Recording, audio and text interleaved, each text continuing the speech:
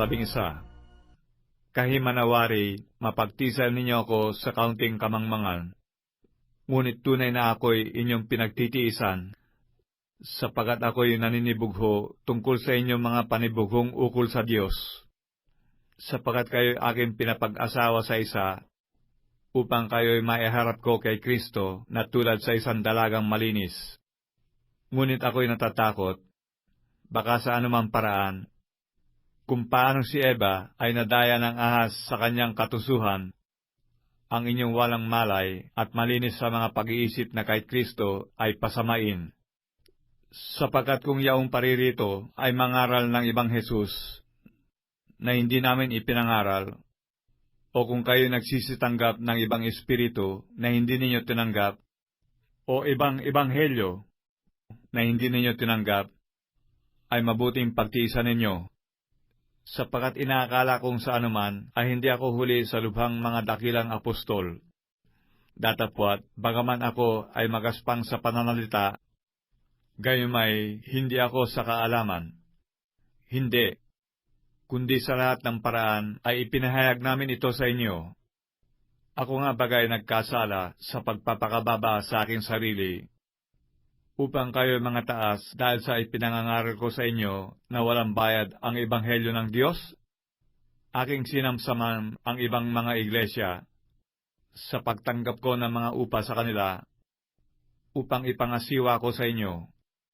At pagka ako'y kaharap ninyo at ako'y nagkukulang ng ikabubuhay, ako'y hindi naging pasan sa kanino man, sapagat mga kapatid, nang sila'y manggaling sa Macedonia, ay tumakip ng aming pangangailangan, at sa lahat ng mga bagay, ay pinag-ingatan kong huwag maging pasanin ninyo, at mag-iingat nga ako, kung paano nasa akin ang katotohanan ni Kristo.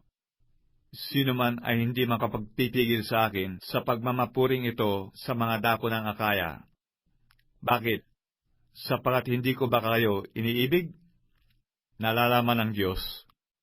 Datapwat, ang aking ginagawa ay siya kong gagawin, upang maputol ko ang kadahilanan sa mga nagnanasa ng kadiliman, upang sa anuman ipinagmamapuri nila ay mga sumpungan sila ng gaya namin, sapagat ang mga gayon tao ay mga bulaang apostol, mga mandarayang manggagawa, na nangagpapakunwaring mga apostol ni Kristo, at hindi katakataka, sapagat si Satanas man ay nagpapakunwaring anghel ng kaliwanagan. Hindi malaking bagay nga na ang kanya mga ministro naman ay magpakunwari na waring ministro ng katuwiran, na ang kanilang wakas ay masasang-ayon sa kanilang mga gawa. Muling sinasabi ko, huwag isipin ng sino man na ako'y mangmang.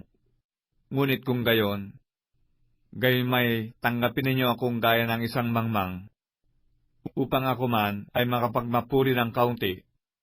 Ang ipinangungusap ko ay hindi ko ipinangungusap ayon sa Panginoon, kundi gaya ng sa kamangmangan, sa pagkakatiwalang ito sa pagmamapuri. Yamang maraming nagmamapuri ayon sa laman, ako na may nagmamapuri, sapagat pinagtitiisan ninyo na may kasayahan ang mga mangmang, palibhasa ay marurunong kayo, sapagat inyong pinagtitiisan ang sinuman, kung kayo'y inaalipin, kung kayo'y sinasakmal, kung kayo'y binibihag, kung siya'y nagpapalalo, kung kayo'y sinasampal sa mukha. Sinasalita ko ang tungkol sa kapulaan. Nawari ay naging mahina kami. Ngunit kung ang sinuman ay matapang sa anuman, nangungusap ako sa kamangmangan, ako'y matapang din naman. Sila bagay mga Hebreo? Ako man. Sila bagay mga Israelita? Ako man. Sila bagay binhi ni Abraham? Ako man. Sila bagay mga ministro ni Kristo? Ako'y nangungusap na waring nasisira ang bait, lalo pa ako. Sa pagpapagal, ako'y lubhang sagana. Sa mga bilangguan ay lubhang madalas. Sa mga palo ay walang bilang. Sa mga ikamamatay ay malimit. Sa mga Hudyo ay makalimang tumanggap ako ng 40 palo, kulang ng isa. may ikatlong ako'y hinampas na mga panghampas. Minsan ako'y binato, may ikatlong ako'y nabagbag. Isang araw at isang gabi na ako'y nasa kalaliman ng dagat.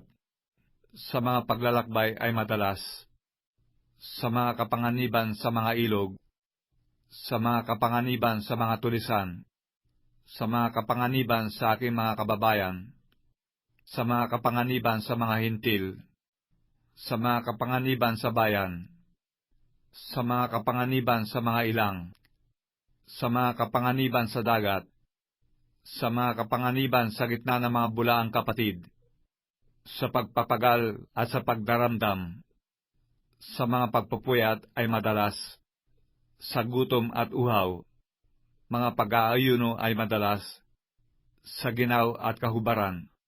Bukod sa mga bagay na yaon, ay may umiinis sa akin sa araw-araw, ang kabalisahan dahil sa lahat ng mga iglesia. Sino ang nanghihina at ako'y hindi nanghina? Sino ang nagpapatisod at ako'y di nagdaramdam? Kung kinakailangan ako'y magmapuri, ako'y magmamapuri sa mga bagay na nauukol sa aking kahinaan. Ang Diyos at ang Ama ng Panginoong Hesus, na mapalad magpakailanpaman, ang nakakaalam na ako'y hindi nagsisinungaling. Sa Damasco ay binantayan ng gobernador na sakop ng Haring Aretas ang bayan ng mga taga-Damasco upang ako'y hulihin. At sa isang dungawan ay napahugos ako sa kuta sa isang balaong at ako'y nakatanan sa kanilang mga kamay.